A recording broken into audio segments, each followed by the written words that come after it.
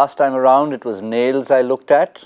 There weren't any left to chew. This time it was just breath. There's no way I can actually visually demonstrate that, but I'm just catching my breath. That was an absolute cliffhanger. Yes, it's ended in India's favour. You'll still have to pat Afghanistan on the back, and also a very hard pat on the back for Mohammad Shami finishing with a hat-trick. Yes, it was almost sealed when he got the first of those 3 wickets, but he just had to do it in style and finish that off. What a finish, what a win for India at Southampton against Afghanistan. Lots to assess, lots of talking points, and I think a couple of breathless gentlemen in the studio as well. Robin, you've caught your breath yet? Yep, I was pretty confident. Yeah, you looked a little calm actually. Yeah, I thought I've had a feeling that Shami would pull through for us, but also I just thought that Nabi had he had a sorted plan that he wanted to take it to the last over and try and win the game from there for Afghanistan, irrespective of how many were left. So he kind of backed himself to score against Shami. But Shami, the form that he's been in, with the clarity that he's got when he's bowling in the death, has been phenomenal over the last 6-8 months. So you knew that he's going to come out there and really, hit those Yorker lengths on point, and that is exactly what he did today. And to top it all off, your first game in a World Cup, in this World Cup, and he gets a hat-trick. Can't be a better start than that. It's a little unfair, Robin. It's just unflappable. That's what he's like on the field, and that's what he's bringing to the studio as well. But I think Nabi was a little like that towards the end. He said, I have to do a Dhoni here. I have to do a Misbah here. And it's fascinating how he set the field as well. He knew Shami would go in deep in the Yorkers, and he was trying to hit him straight. And he did hit him straight the first time around. The second time, he just couldn't get enough under the ball to, cross Hardik Pandya.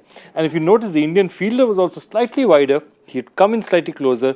And the next one, he just had enough space to move in. So, brilliant, absolutely. And after that, he knew that the moment it came, that first wicket came, the next 2 wickets, he just tail-enders, bowl at the stumps, bowl fast. And Shami, good Moradabad boy, has played many 1-over games and 2-over games. He knows how to do that. He just held his nerve. And how often have we been talking about trying to get him in the team again with Bhuvneshwar Kumar?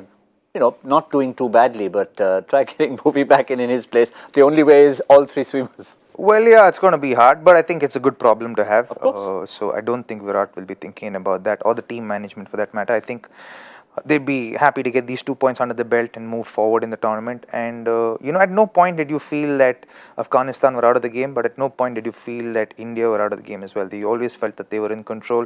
It was about a matter of a wicket, so credit must be given. Kudos to Afghanistan for the way they kind of held their nerve through the whole game, kind of paced their innings, and, any 2 of them could have done it, but at crucial points in the game, there were partnership breakers, and that proved critical for India. And if you look at our bowlers, everybody got 2 outside of Kuldeep. I think Shami got 4, and the rest of the Indian bowlers got 2 apiece. So it shows that everybody contributed. You can see how well Bumrah bowled. He bowled he bowled like his usual self. Chahal came in and bowled so well, very economical, very critical. Hardik as well bowled, crucial overs. He was a tad bit expensive, I think the most expensive amongst all our bowlers, but still bowled extremely well, used the short ball well. The commentators said that he was using the short ball too often, but I thought it was the way to go, and I kind of felt, I think a lot of us were happy with the way he was attacking the Afghanistan batsman, the short ball, because the English bowlers did that a lot against the Afghanistan batsmen, and kind of, added up a lot of dot balls against them, which is crucial in a game like this. When it's actually happening, you don't really realize it. You feel like sometimes when a 4 goes or a 4 wide goes, you suddenly feel like, hey, you don't need to bowl that ball. You just need to bowl wicket to wicket here. But sometimes that ball is extremely crucial. It adds up the dot balls, and it's the dot balls that actually creates the pressure in a run chase like this.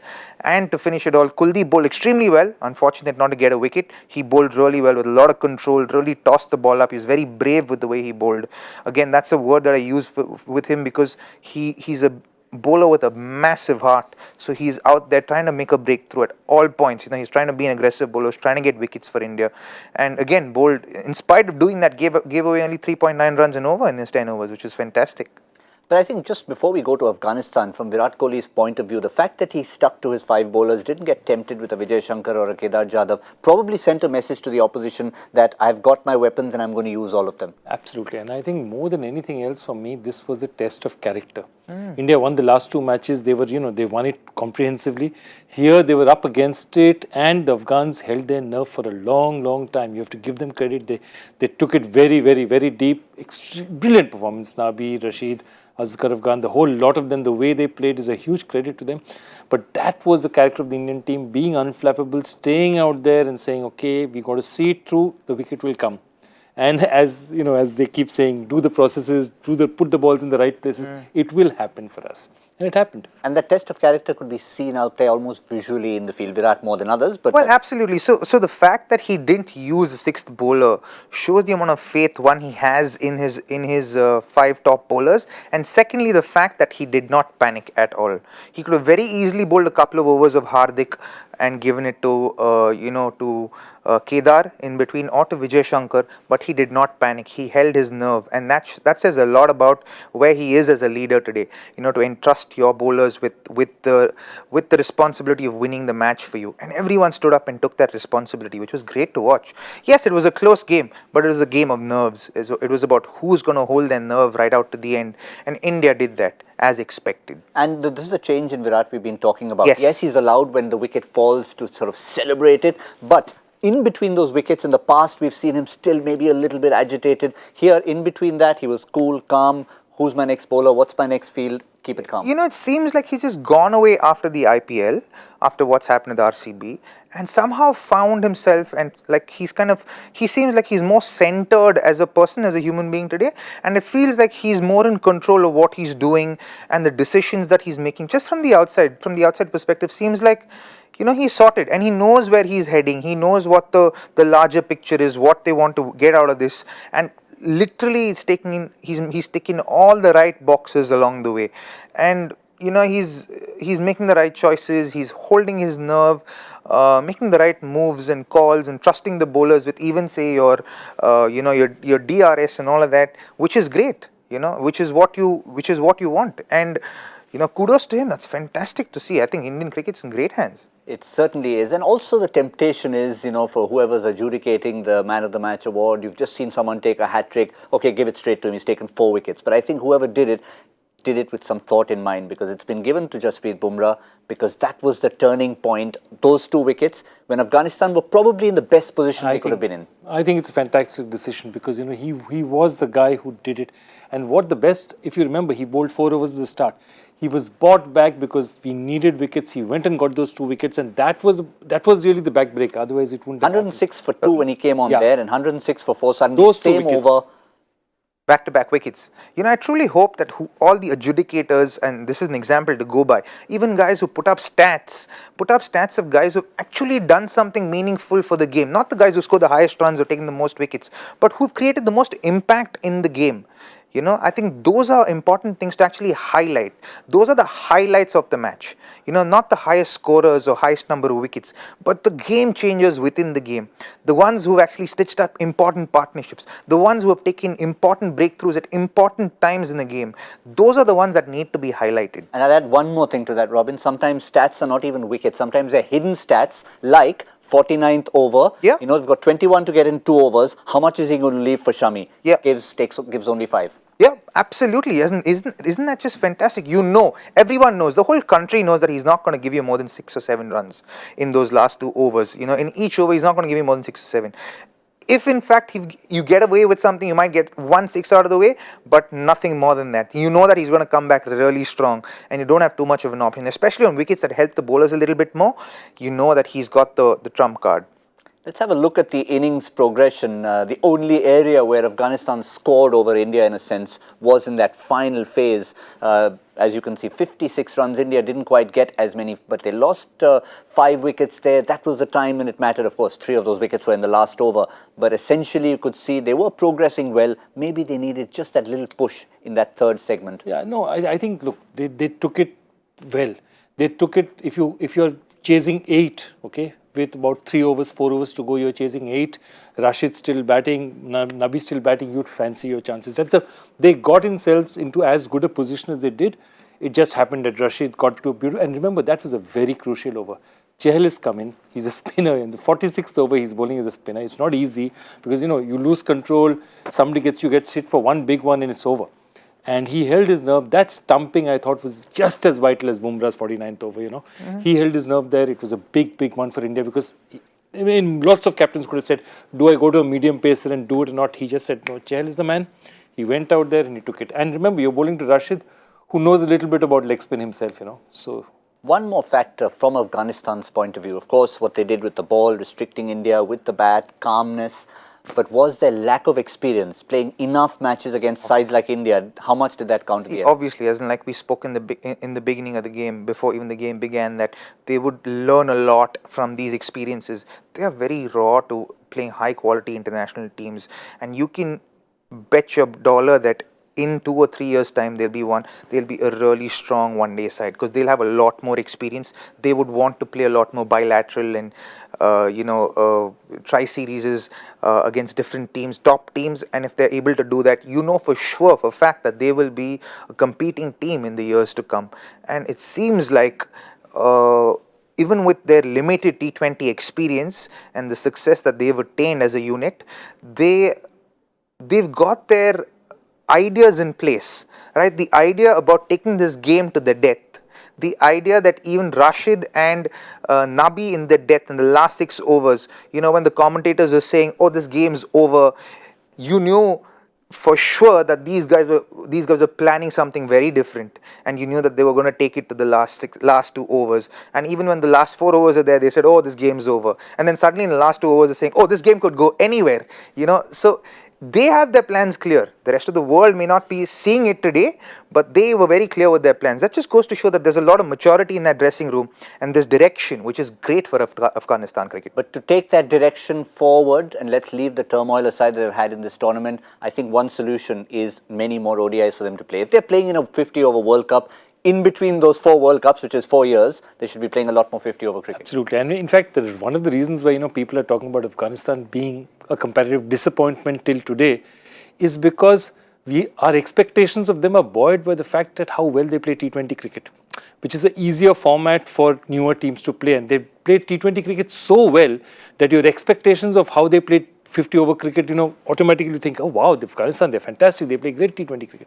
So those expectations have weighed them. They've done really well for themselves. If you look around and see how long Bangladesh took to start winning in ODI matches, or Sri Lanka, these guys have done very well for themselves. But the only solution is to actually play more. Yeah, just trying to use their T20 experience in 50-over is like trying to use Duckworth Lewis of 50 overs, just translate into 20 overs, which doesn't work. Which doesn't work. See, also the fact that a lot of these Afghanistan players, at least 30, 40, 50% of their team go out and play cricket in different leagues, which also garners them a lot of experience, a lot of exposure, which is really important, because when you rub shoulders with the best in the world, you start believing that you're up there with them, right? And you're not just playing them once in a year, or you're not rubbing shoulders with them just once in a year for a couple of months. Through and through the year, you're rubbing shoulders with them. That's the difference between Sri Lanka today and Afghanistan today. Because not a lot of these Sri Lankan players are going outside and playing a lot of cricket. Besides Thisara Pereira, maybe Jeevan Mendes, maybe Angelo Matthews to a certain extent. But outside of these 3 or 4 players, not many are actually going abroad and playing cricket, rubbing shoulders with the best and competing with the best and seeing where they stand and they can make their improvements. But these guys are doing it constantly. They're playing every league in the world. So they're competing with these guys day in and day out. And they feel like, hey, I can close this gap. It's easy for me to close this gap. I just need to work on these aspects. I just need to work on those aspects. And I can close these gaps. And because of what they watch and they learn, they realize that in situations like this, this is the best way to go.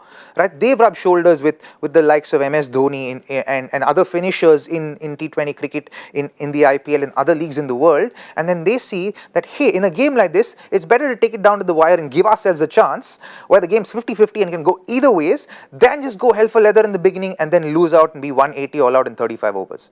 That's probably the Afghanistan we wouldn't have seen a few years ago. But when it comes to somebody as experienced as Nabi, yes, he hasn't taken them home, but one thing he's taken home is the award of the My 11 Circle Most Valuable Player. He bowled, he batted, those 52 runs, crucial at the end, just one more big 6 somewhere, and the result of the match could have been different. But for now, he is our My 11 Circle Most Valuable Player, and as a result, we will also confirm that we have a Beat the Expert champion, which is somebody who scored more points than Saurav Ganguly, who was missing at the ground today, which means he was focusing more on picking his team. So 500.5 points he still managed to get over. Ambadas Shinde, well done, from Karnataka. Finally someone from my side. Yes, exactly. Thank you very much. Namaskara, Gurugale. Very good. Yeah, you've got Robin on your side. Do you want to maybe get him on your side to get your team sorted?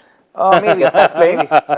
That will That's really. Maybe I'll actually, what is his name? Shinde ಅವರೇ ನಾನು actually message ಮಾಡ್ತೀನಿ ನಿಮಗೆ ನೋಡೋಣ next ಮ್ಯಾಚಿಗೆ ಸ್ವಲ್ಪ discuss ಮಾಡೋಣ ಹೆಂಗೆ team set ಮಾಡಬೇಕು ಅಂತ ನನಗೋಸ್ಕರ ಬರೀ ಸೋಲ್ತಾ ಇದ್ದೀನಿ ನಾನಿಲ್ಲಿ দাদা আমি একটা ফোন মারছি তো এরপরে ফোন মারছি এটা একটা একটু কথা বলতে হবে alright let's get this sorted beat the expert champion Saurav Ganguly I've got to get him sorted on my side but coming back to the game Jasprit Bumrah man of the match one of the key things he said after the game was that if your captain shows faith in you that makes a huge difference in your confidence and hence coming back at that time focusing on the Yorkers was what mattered. Absolutely, and he's just such a great performer because he's done it for everyone. He's done it for the Mumbai Indians, he's done it for India. And I remember when first they came out, and I remember Zahir Khan in these studios itself says, he should be playing Test cricket immediately. He's very good. And said, Bumrah looks like a specialist T20 bowler. He's not at all. I mean, he's a very adept bowler. That action of his is also very deceptive. Everyone thinks he'll get an injury. It's not that at all. I mean, he's perfectly biomechanically balanced. He's just a freak of nature and also a very nice guy, which is so, when you hear guys like that talk, it just makes such a difference, And I think that's, what he said, giving credit to the captain. We said it, he could easily have either from Bumrah, from Pandya, from somewhere, Virat Kohli could have said, listen, Kedar, one over here, or Vijay Shankar, one over here. He stuck to his guys and he said, yes, you are the guys who will do it for me, even though the total's small. I think Jasprit Bumrah is the most underrated superstar in India we have today. So underrated because he flies under the radar. He doesn't want the accolades. He doesn't want it. He just wants to go out there and do his best for the country. And day in and day out, that's what he pursues. Excellence on the field to be the best bowler that he can be. And that's what he goes out there every game and he executes it. And we've been hard on him on a few occasions, on certain occasions, as a public, as people of the country. We've been a little hard on him, but he's come back strongly each time. And, reposed our faith that we've had in him. He's reposed the faith that the captains had in him, and that's the most important thing. He could have very easily, made it all about him, but the most endearing thing about Jasprit is the fact that, he has a way of deflecting the accolades that come to him so that he can stay humble and he can stay in the present and focus on the processes, which is great. Yeah, especially when he puts his glasses on post-match and starts reflecting. He looks like a little college student who's just trying to be a little mischievous about things. But Gulbadin Naib on the other side, well, he did say they wanted someone to score an 80, 30s and 40s were not going to be enough. But at the end of the day, he was very happy that they're performing in the second half of the tournament despite where they are on the table. Their fans, they always throng in big numbers, always see support. They're always big-hearted fans, and naturally Danish say it is attracted to them like a bee to honey. So Danish, let's see what you've got for us from them.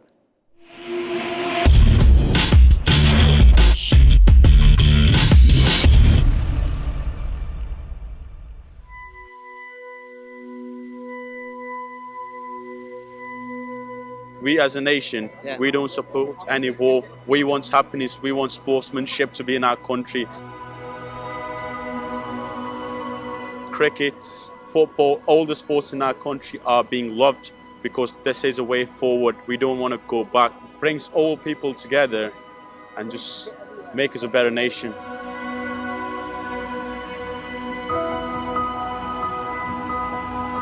Hey guys, my name is Danish and this is Center Stage on Cricbuzz. Today we're going to be speaking to the fans of a country that's just fascinated the world with how they've grown in cricket. Well, their journey hasn't been the longest, but they certainly have come a long way. Let's meet the fans from Team Afghanistan.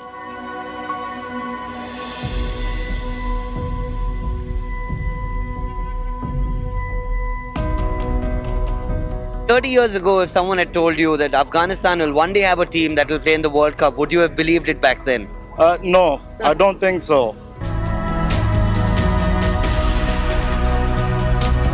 What does this Afghani cricket team mean to you as a supporter?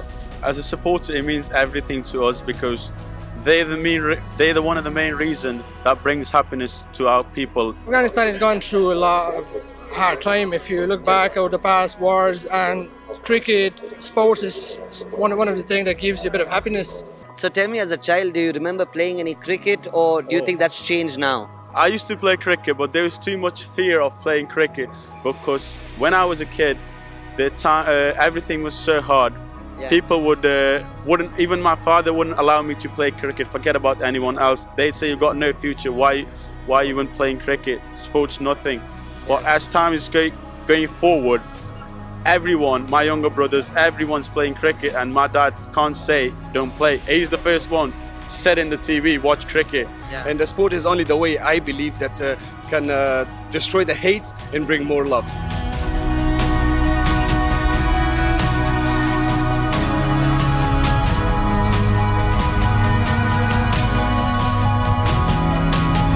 My interaction with these Afghani fans has been an incredible experience. While the mood around the World Cup is who's going to get those 2 points at the end of every game, the Afghani team has arrived at this World Cup already victorious.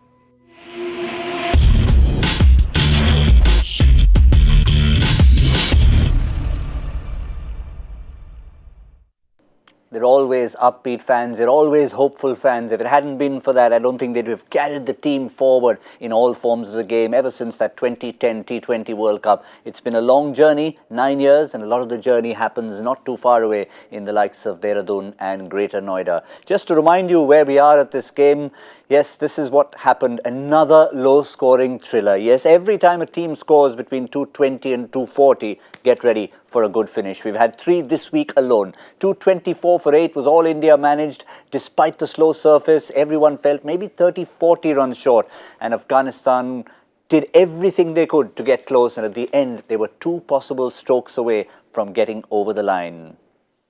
But it took a wonderful performance from man of the match Jasprit Bumrah with 2 key wickets in 1 single over and a hat-trick from Mohammad Shami that did it all. Of course, it was a full bowling unit that took India over the line. So that's 2 crucial points for India, none in the bank for Afghanistan, who remain at the bottom, but nonetheless, you'll have to say, eliminated from the tournament officially. Even the permutations, combinations, mathematics will not help them. For India now, you're starting to look at that top 4 and where you'll end up finishing. They've got that 1 no result. New Zealand have got that 1 no result, and both England and Australia with a defeat each. Well, that's going to start taking things to a very different perspective. Let's quickly remind you what's happened between New Zealand and the West Indies. And that's an exciting game. New Zealand have put on 291 when they batted first, and the West Indies are going well with Chris Gayle and Shimron Hetmeyer looking to turn things on after the early loss of Shea Hope. Trent Bolt bowling beautifully here, but the star of the day has to be, the 2 stars of the day once again, Sheldon Cottrell for the West Indies and King Kane for New Zealand. He just keeps turning it on. He's like a machine. Oh, he's batting beautifully. You just watch the way he bats, his temperament, the situation under which he bats. He's literally batting at 0 for 2, and from there to take his team to 290 odd for what, almost 8 wickets down. Fantastic. He scored half the runs for them, more than half the runs for them, 148. Phenomenal batting. And once again, to keep that trend going, 4 players in this tournament have got 2 centuries each, and all stalwarts of their respective. All of them. I mean, now Virat needs to get another one soon, and that's going to happen. But Joe Root, Kane Williamson, Smith, Warner, all the top guys, they'll all come to the party. They certainly have, and that's what the big teams are all about. But just a reminder, again, there's another game coming up tomorrow. That's going to be a very different kind of clash, because you're talking about 2 teams who are at the wrong end of the table. Pakistan taking on South Africa.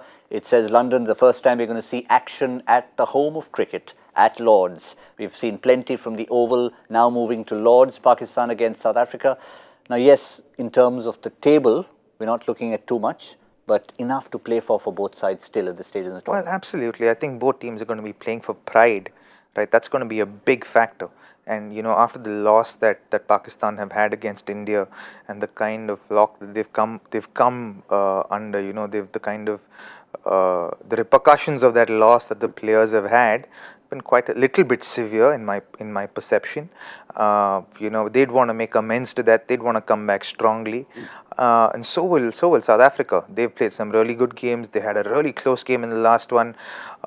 Very unlike South Africa, the fielding was in the last game. You don't see South Africa missing that many, but it tends to happen in the World Cups, funnily enough for them.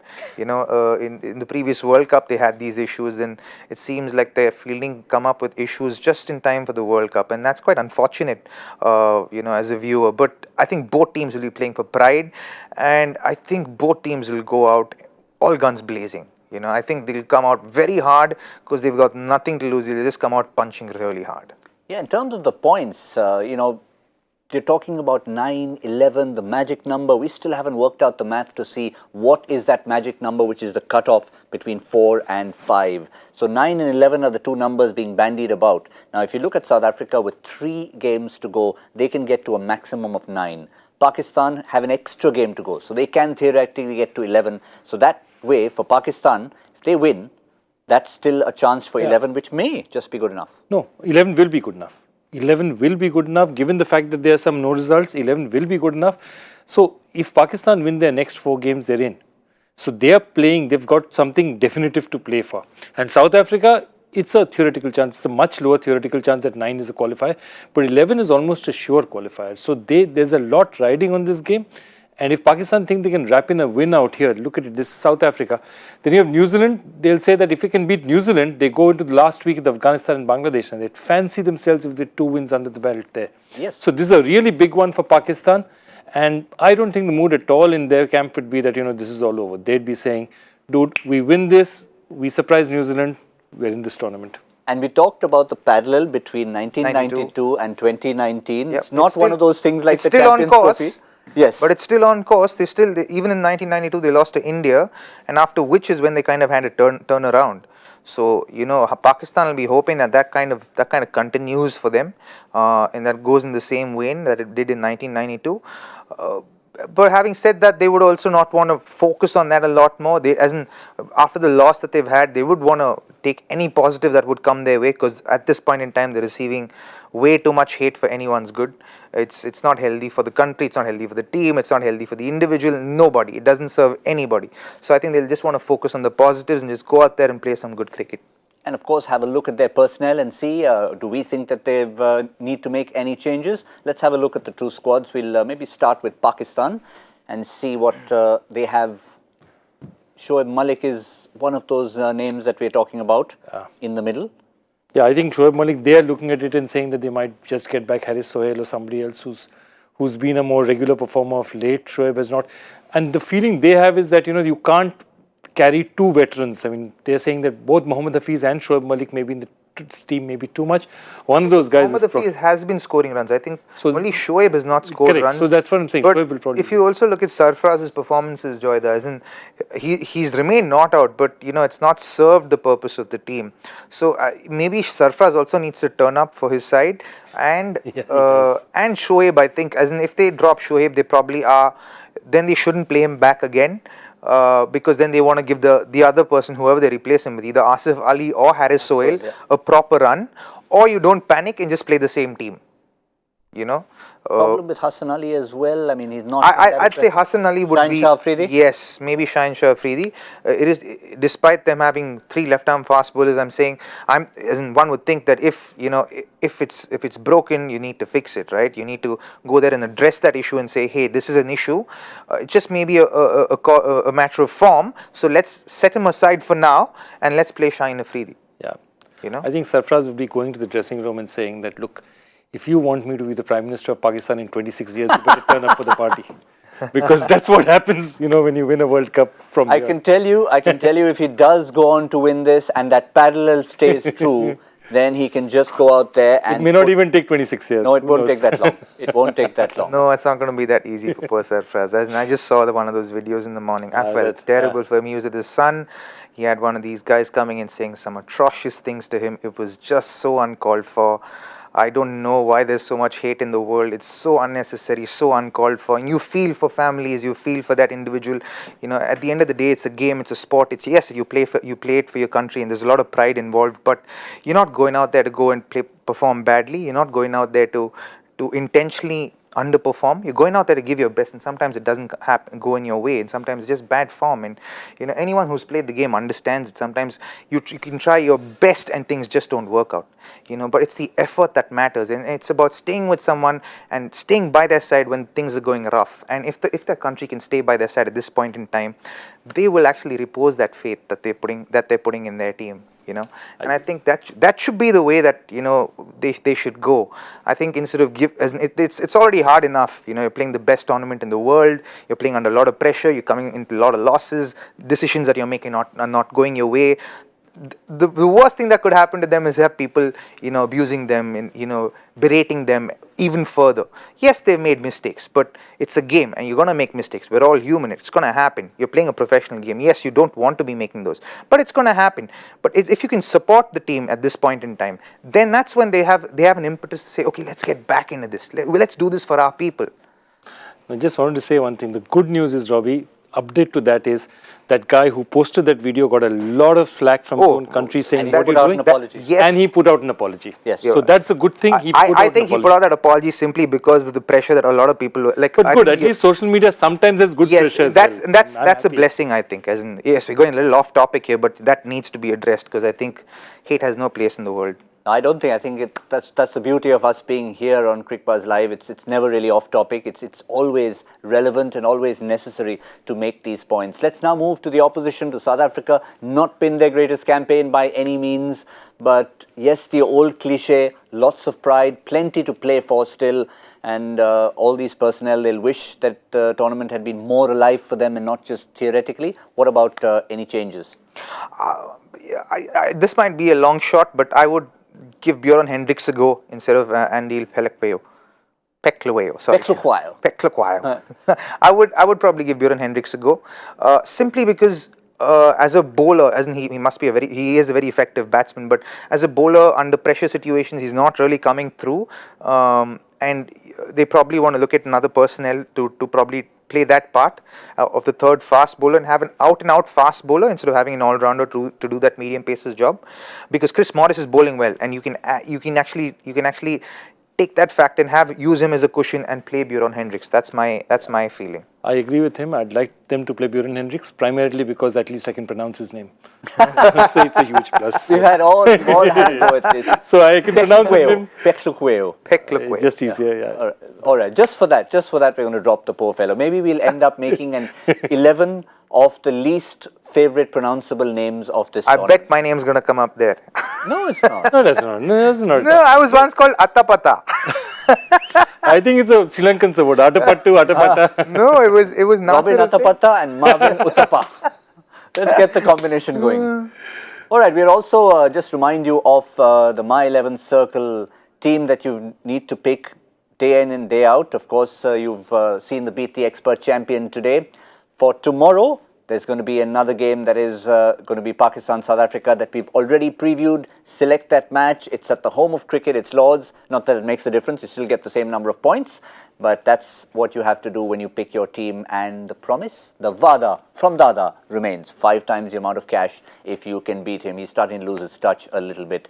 Now, Virat Kohli also at the end, lots that he had to say. So I'm trying to sift through this. 250 is what he's saying would have been par. And we all felt maybe 260, 270. But if he's saying 250 would have been par, well, you've got to listen. You've got to take into notice and listen. And he batted a long time on that. Oh, absolutely. As in if they made that assessment, then it was the right assessment.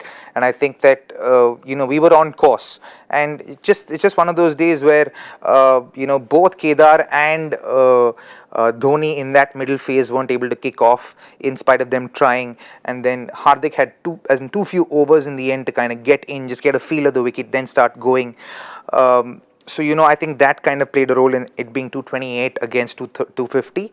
But yeah, I agree with that assessment. I think 250 would have been a pass score on that wicket. Yeah, he also admitted, and just checking all this on the Cricbuzz app, that a shot selection could have been better, but he understood it. As soon as I went in, I understood the pace of the pitch. Cross-batted shots are not easy. You got to play with a straight bat. He was able to rotate strike, but he realized with the wrist spinners, things were going to be working out. I figured that playing the straight bat is the only way you can get runs on this pitch.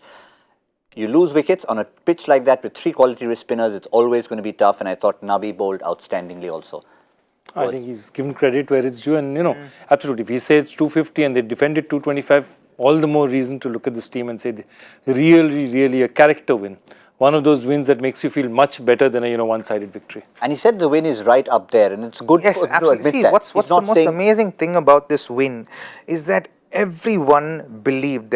You could see the conviction in the body language of every Indian fielder out there, every Indian personnel out there on the field today. You could see conviction in their body language, and that is what speaks volumes for me for this team, that this team will go far and will reach the finals for sure, despite what happens there. But they are very focused on moving forward into this tournament, and you can really feel it with their energy. And sitting outside, it's just fantastic to feel. It's a very proud feeling to see a team that well prepared in a tournament as premier as this.